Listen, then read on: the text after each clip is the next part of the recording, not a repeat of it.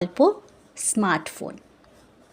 রাতে ডিনারের শেষে আমার স্ত্রী ক্লাস 1-এর খাতা দেখছিল। আসলে আমার মিসেস একজন প্রাইমারি টিচার।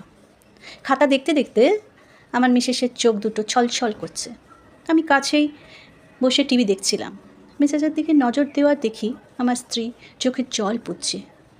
আমি অবাক হয়ে জিজ্ঞেস করলাম, কি হয়েছে, কাঁদছো কেন?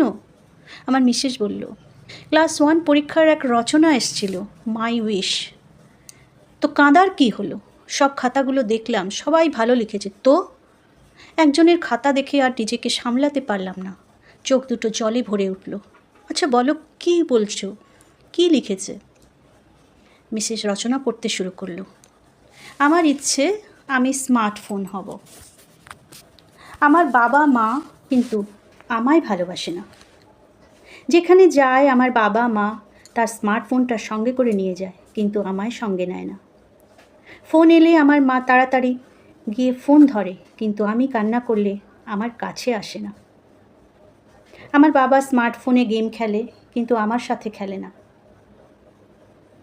আমি বলি, বাবা আমায় একটু কোলে নাও না। বাবা কিন্তু আমায় কোলে নেয় না। স্মার্টফোন সব সময় বাবার কোলে থাকে। মাকে গিয়ে জিজ্ঞেস করি, মা চলো না আমার সাথে একটু খেলবে। মা বলে, দেখ একটু দাঁড়া, আমার একটা ফোন এসছে, একটু কথা বলে নি, তারপরে তোর সঙ্গে কথা বলছি। আমার বাবা মা রোজ স্মার্টফোনকে যত্ন করে মোছামুছি করে, কিন্তু আমার একটু আদর করে না। আমার মা হাত থেকে ফোনটা পড়ে গেলে তুলে নিয়ে যত্ন সহকারে রাখে, কিন্তু আমায় কোনো দিনও অত যত্ন করে না। আমার বাবা মাথার কাছে স্মার্টফোন নিয়ে ঘুমায়, কিন্তু আমায় কোনো দিনও জড়িয়ে ধরে ঘুমায় না।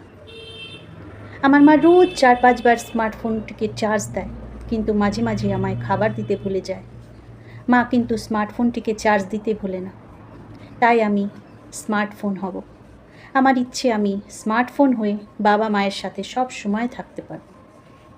স্ত্রীর মুখে লেখাটি শোনার পর আমি খুব ইমোশনাল হয়ে যাই।